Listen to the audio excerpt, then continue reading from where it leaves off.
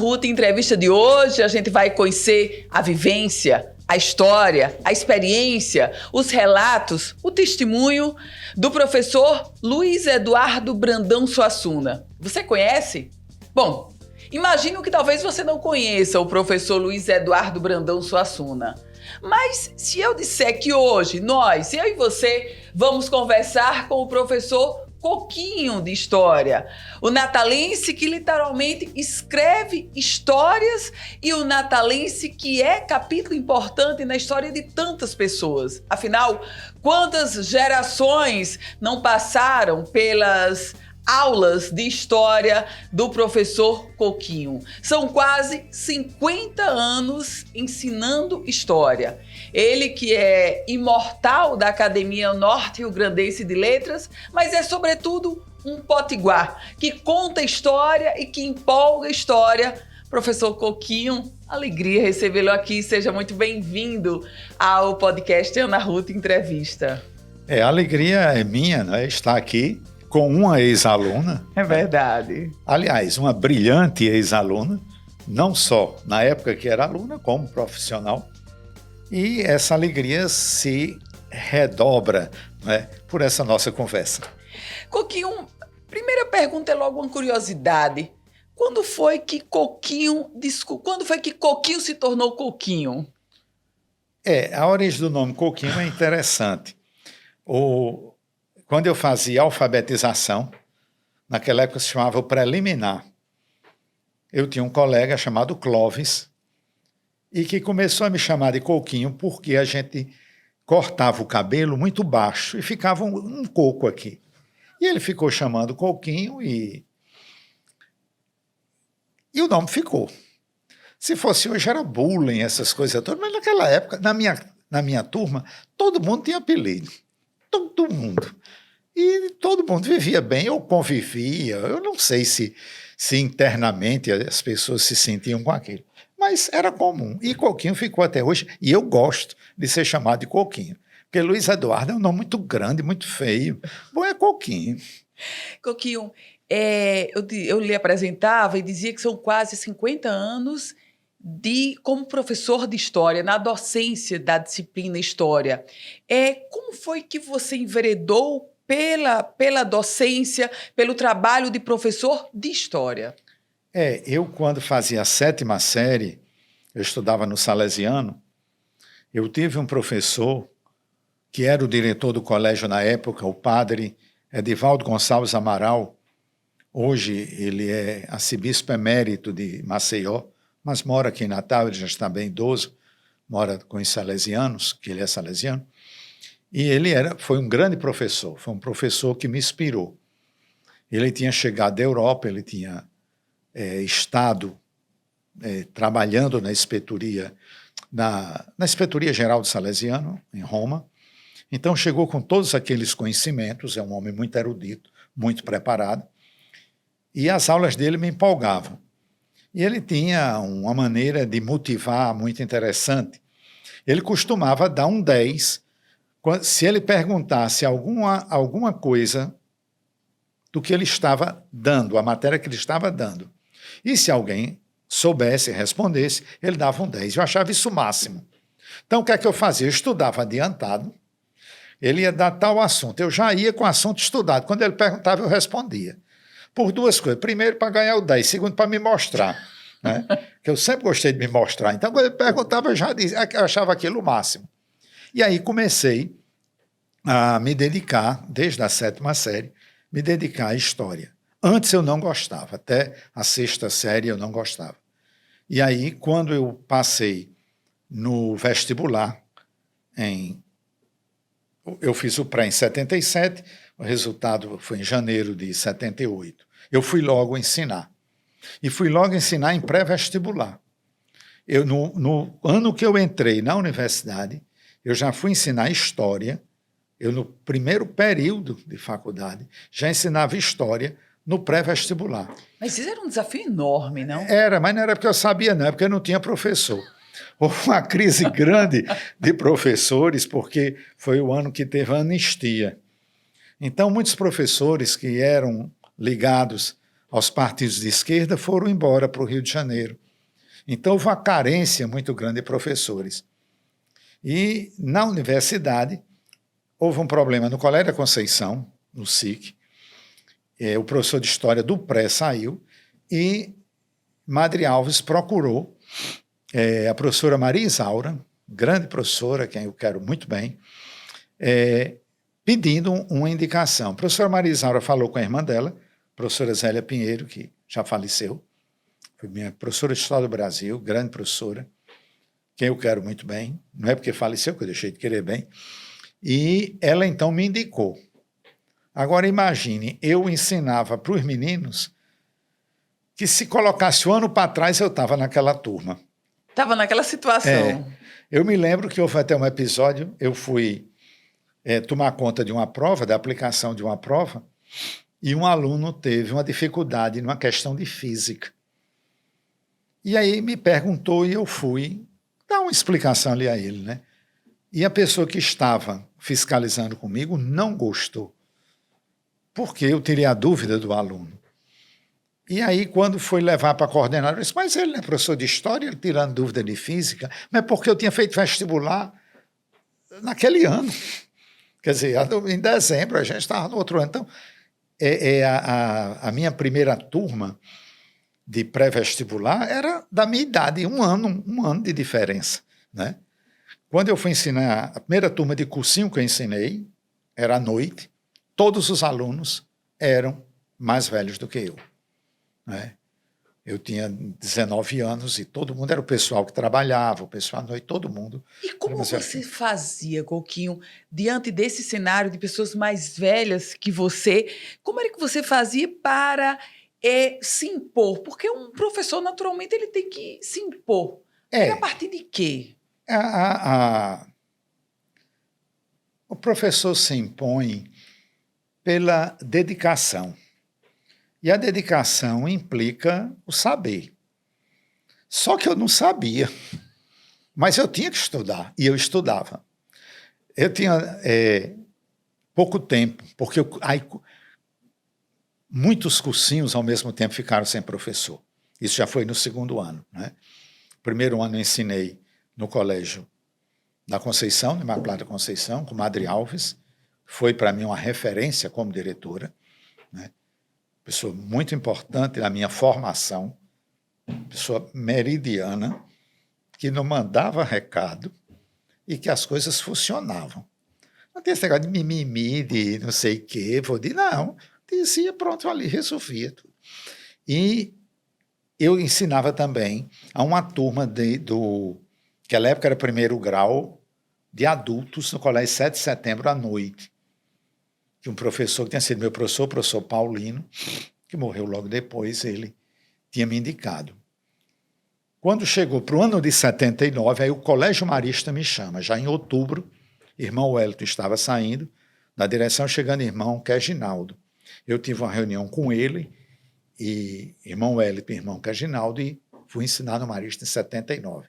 E era também, sim, tem mais essa, e era coordenador do pré do Salesiano, que eu tinha sido aluno no ano antes. Foi tudo muito precoce, né, Coquinho? Aí fui para o Marista. Aí em 79 teve a crise dos cursinhos, aí eu fui para os cursinhos. Então eu estudava, eu não tinha, e fazia faculdade. Aí o que é que eu fazia? Eu pegava tanta matéria da faculdade, que me servia para dar aula, como dar aula. Eu gravava num gravador aquelas fitas e botava no toca-fita do carro. E para onde eu ia ouvindo os textos, que era uma maneira de eu estudar, de eu memorizar. E aí, ainda hoje tenho alguns assuntos que ainda me lembro, né, dessas fitas eu escutando.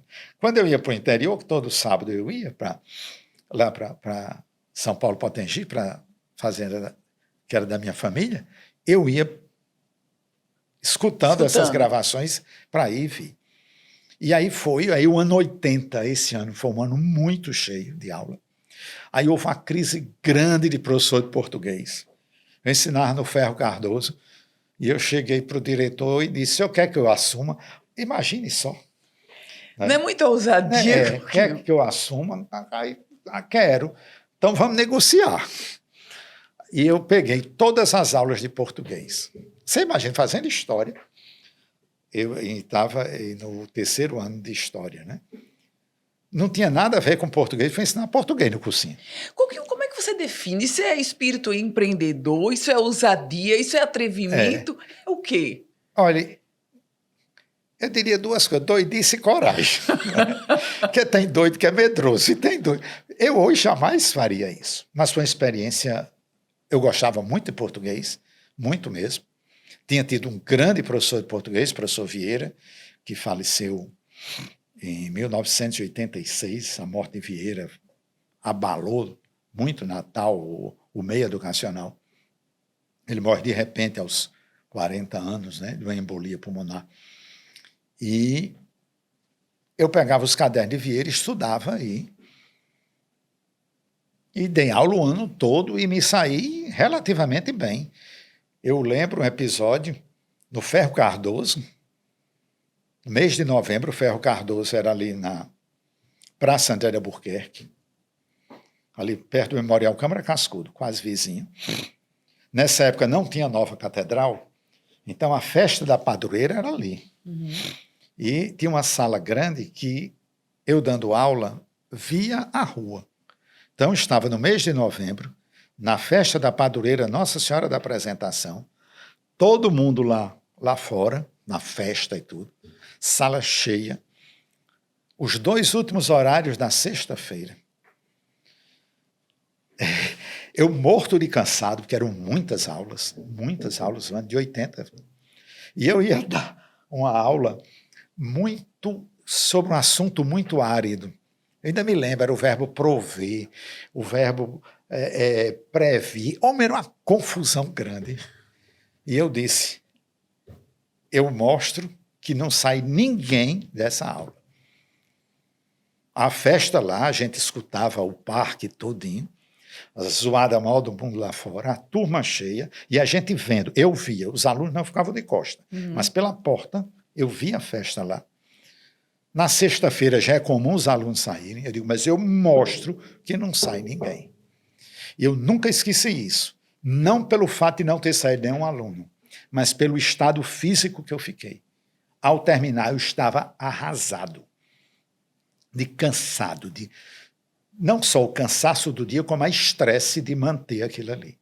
Coquinho, e aí eu falo, dando testemunho como ex-aluna, algo que sempre me chamou a atenção é a forma, era a forma como você praticava, como você trazia a história para a sala de aula, e história que muitas vezes é assunto maçante, chato, mas o enredo, usando o termo da moda, a narrativa que você criava a partir do fato, empolgava e conduzia o aluno para estar naquele cenário.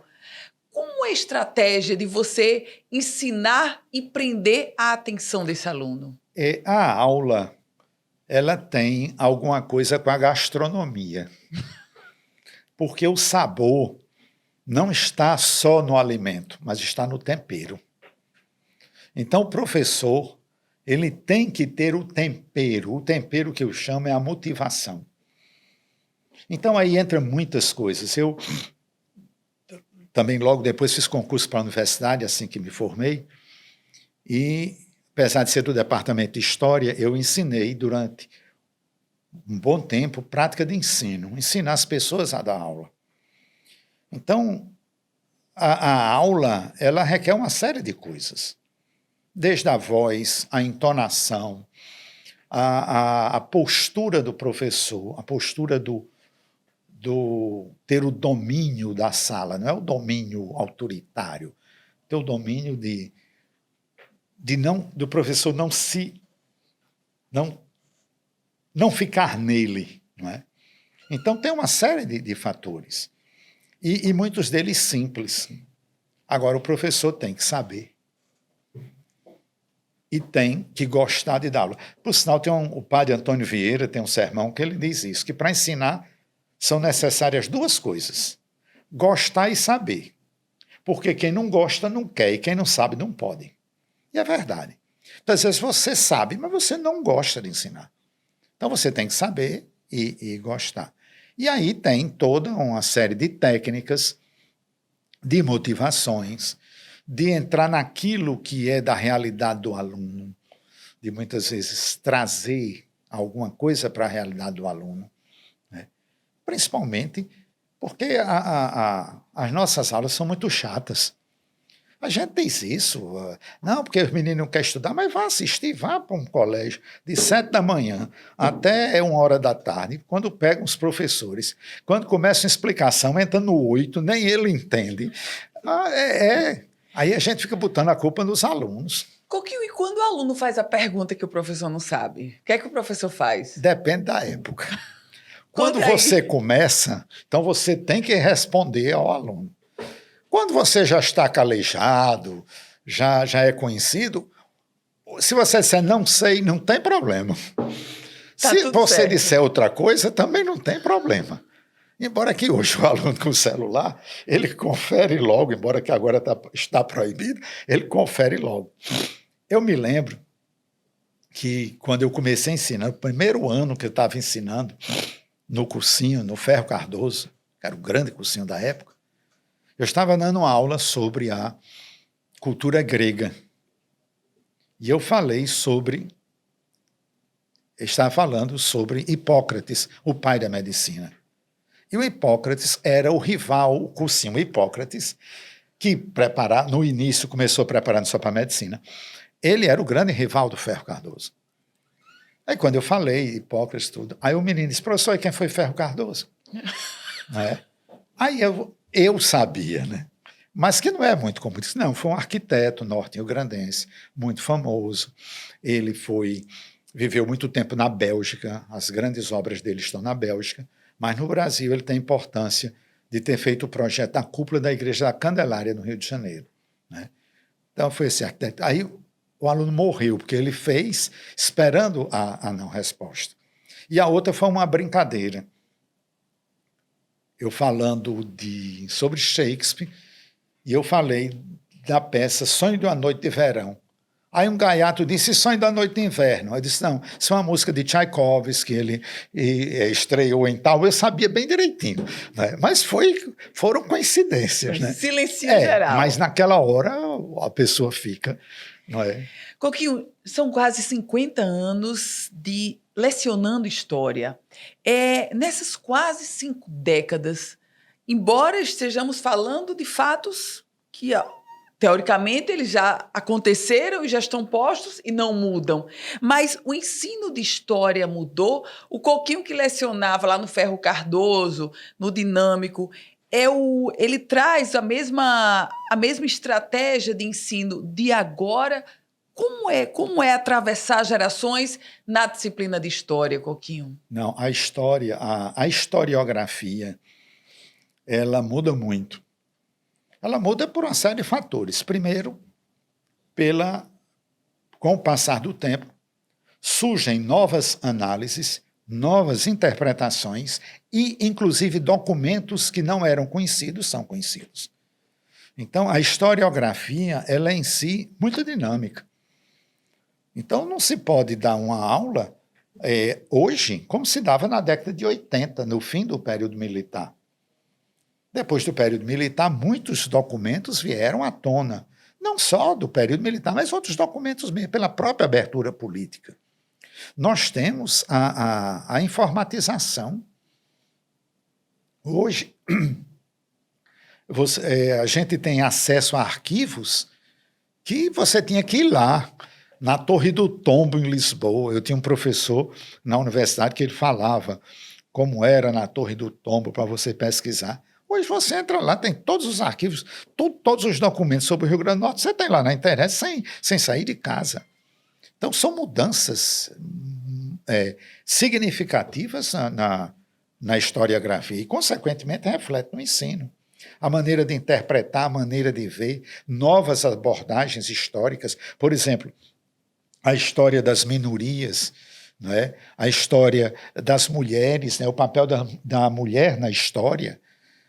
Quer dizer, são assuntos, inclusive, palpitantes, são assuntos, você estudar as minorias, a importância dos ciganos na nossa cultura, nunca ninguém estudou isso. Por falar em estudar, você escreveu livros sobre a história do Rio Grande do Norte. A gente precisa sobressaltar mais essa história potiguar. Qual o olhar que você tem sobre a história do Rio Grande do Norte e a valorização dela a partir do seu povo? A Câmara Cascudo dizia que quem não tem passado não tem futuro, né? Então, nós não conhecemos muito pouco a história do Rio Grande do Norte. Nós não tivemos, assim, grandes revoluções, como outros estados tiveram, Pernambuco, Minas Gerais, Rio de Janeiro. Mas nós temos a nossa história, a nossa formação. Nós não conhecemos nem a nossa história pessoal, né? Hoje tem toda uma corrente de se estudar genealogia, tem muita gente querendo ter cidadania portuguesa, aí estuda a origem judaica, né? Isso aí está tendo. Mas nós temos um problema muito sério. É que se estuda para o Enem. E o Enem, que é uma prova muito boa, uma prova muito bem feita, uma prova que democratizou o acesso de muita gente à universidade. Mas um dos pontos negativos é porque o Enem desregionalizou. Então, o Enem ele não traz história do Rio Grande do Norte. Se ele não traz, não se estuda. Por mais que a legislação, a lei, diga que tem que ter história e geografia do Rio Grande do Norte no ensino médio, mas é uma lei estadual, não é uma lei da educação em si. Então, os colégios têm, alguns colégios têm, mas não há um estudo sistemático. Nós não conhecemos a nossa cultura. Nós não conhecemos os nossos escritores, os nossos poetas, e temos excelentes escritores, excelentes poetas. O próprio Câmara Cascudo, a genialidade de Câmara Cascudo é pouco conhecida dos nossos estudantes. E qual é a penalidade disso para o nosso povo, Coquinho? É a falta de identidade, ela leva à dominação. Essa dominação dos mais diversos pontos, desde econômica, ideológica. Você não se conhece, você não se valoriza.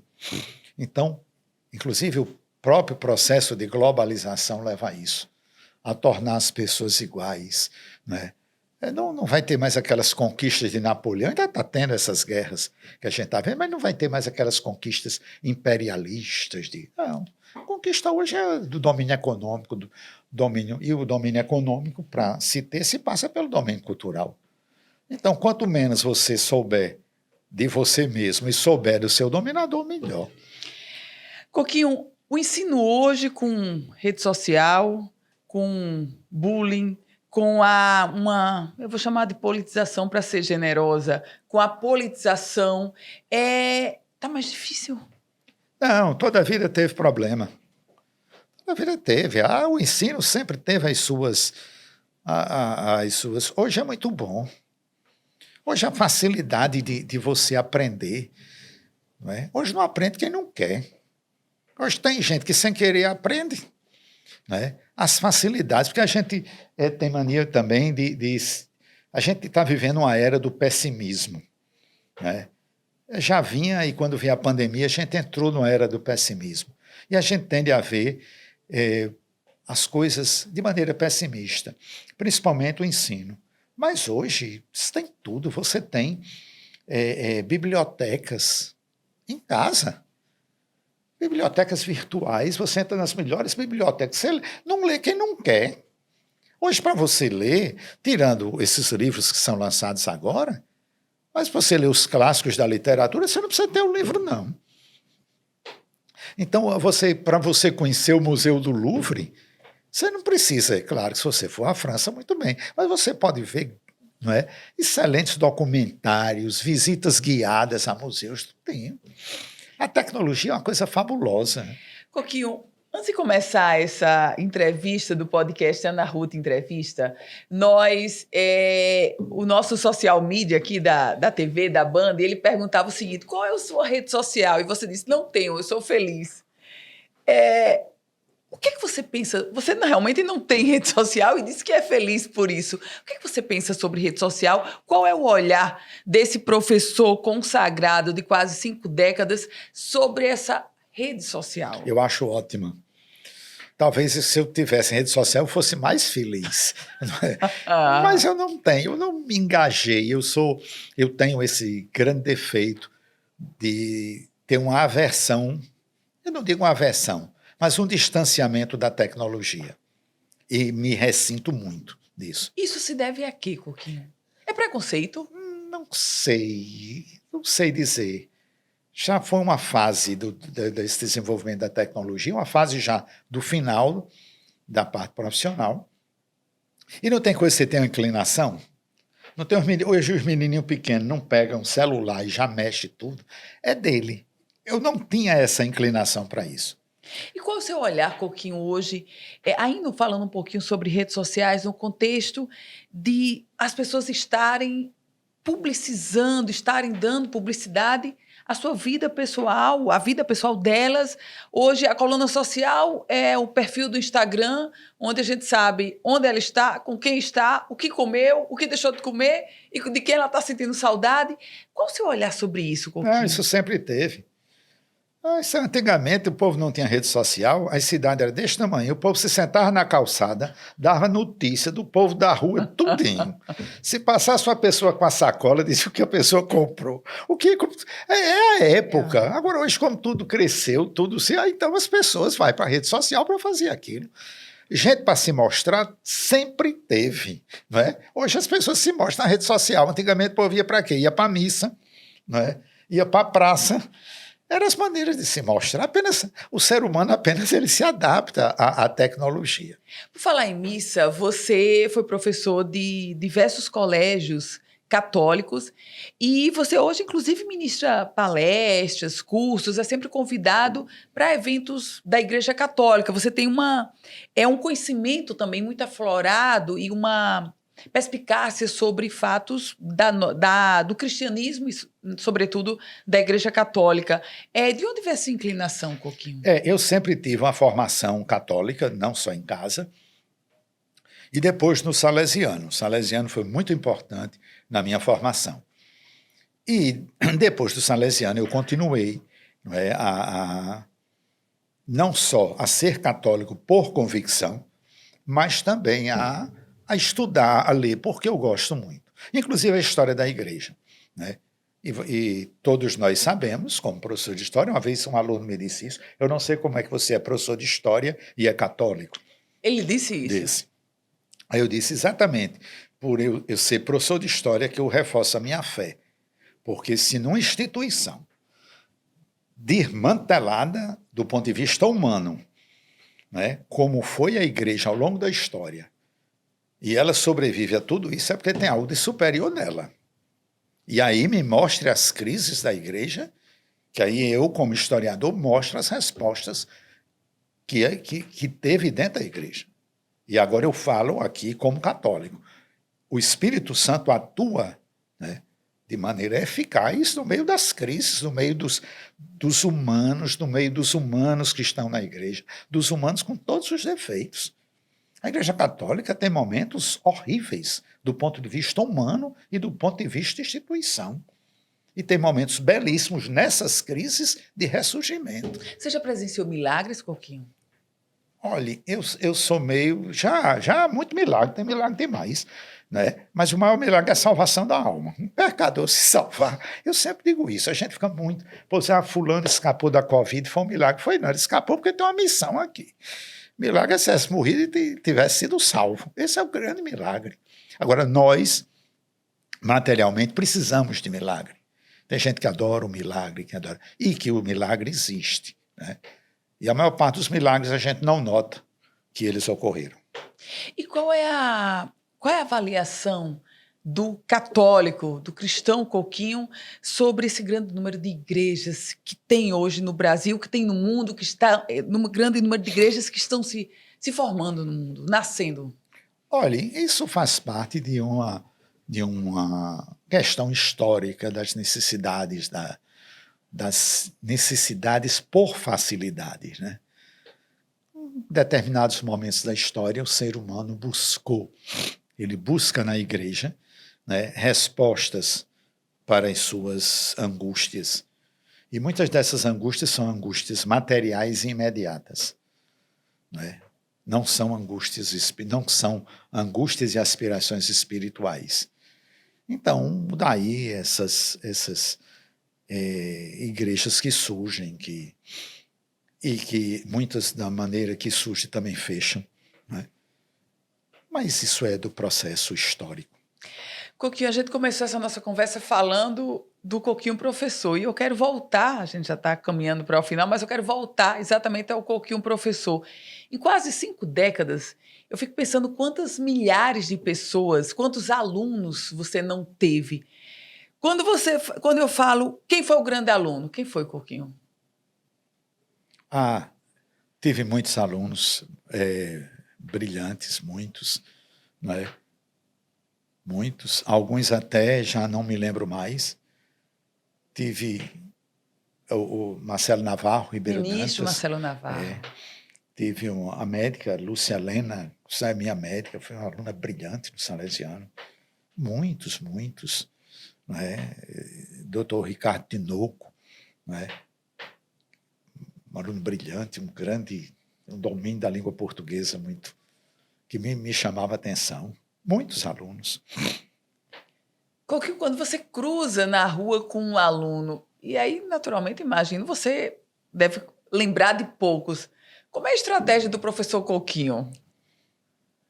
Não, eu falo com todo mundo. Olhou para mim, eu cumprimento. Porque não passo por mal educado, né? Já aconteceu um episódio que faleceu um irmão de uma professora. E disseram que o cortejo iria sair aqui da Rua São José às 9 horas. Deixa que passaram a informação errada e saiu às 8. Quando eu chego às 9 horas, que entro na capela lá que disseram que era, o enterro já tinha saído. E eu entro pensando que era. Quando eu entro, aí uma menina disse: Coquinho, que bom que você veio. Aí eu vi que não estava no... Aí eu também emendei, eu não podia deixar de vir. E aí cumprimentei, dei os pesos, já era 9 horas, o cortejo ia sair. Mas eu nunca esqueci esse episódio. E você continuou Continuei, ali? a família ficou tão satisfeita por eu ter ido, né? Era o pai dela que tinha falecido, né? Mas são as coisas que acontecem na vida da gente. Coquinho, foram quase 50 anos, com milhares de alunos, e aí alunos não só do ensino regular, mas alunos de cursinhos. Você tem a exata noção, ou a percepção de como você marcou a história de cada uma dessas milhares de pessoas, Coquinho? O que passa? Qual a reflexão que você faz sobre isso? E aí, assim, de história pessoal para história pessoal. É uma coisa que não se pode medir. E é surpreendente, que quando você menos espera, aparece um aluno que vai contar um episódio que você jamais se lembrava e que não imagina nunca que aquilo influenciou na vida daquela pessoa, né? Uma vez, quando teve aquele filme sobre Jesus, de Mel Gibson, salvo engano, e que é um filme assim muito violento do ponto de vista do suplício de Cristo, né? E eu dando aula, eu não assisti aquele filme naquela época, eu fui assistir muito tempo depois. E um aluno perguntou se eu tinha ido. Eu disse, não, que eu não quero ver Jesus sofrer. Mas disse isso sério. E depois de muito tempo, uma aluna veio dizer que isso marcou ela. Não tem nada a ver uma coisa com a outra, né? Da seriedade com que eu disse aquilo. Quer dizer, é uma coisa tão simples, não é? E por aí, muitas outras coisas. É verdade. O fato também que no Colégio Dinâmico eu era diretor, né? Então, o acolhimento a muita gente que vinha do interior de tudo isso, e hoje as pessoas recordam, né? Não sei como foi, como não foi, e as pessoas recordam isso. Professor Coquinho, um professor que eu dizia no início e reforço que tem muitas histórias e que escreve histórias, e você acabou de dizer que marca a história de tantas pessoas, e por serem tantas pessoas, a gente, naturalmente, você não tem a lembrança de quantas histórias escreveu na vida dessas milhares de pessoas. Coquinho, foi uma alegria recebê-lo aqui. Muito obrigada. Eu que estou muito feliz em conversar, né, com a minha brilhante aluna Ana e desejar que continue assim, né? Essa grande jornalista, essa grande cristã, que isso é muito importante. E muito obrigado pelo convite. Obrigada. No próximo episódio, você vai conhecer mais uma história, vai conhecer mais um personagem, vai conhecer a vivência de um convidado do Ana Ruth Entrevista. A gente se encontra, obrigada por sua companhia.